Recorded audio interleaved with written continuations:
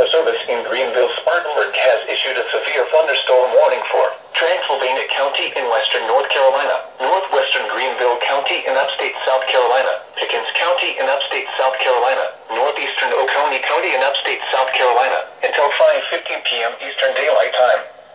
At 4:36 p.m. Eastern Daylight Time, severe thunderstorms were located along a line extending from 14 miles west of Brevard to 13 miles northwest of Pickens to 3 miles southeast of Walla, moving east at 40 miles per hour. Hazard, 60 miles per hour wind gusts. Source, radar indicated. Impact, expects damage to trees and power lines.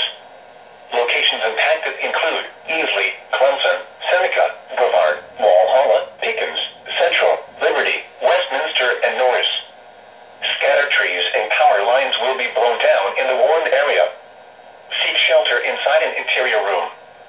Please report damaging winds, hail, or flooding to the National Weather Service Greenville, Spartanburg by calling toll-free 1-800-267-8101 or by posting on our Facebook page or tweet it using hashtag NWSGSP.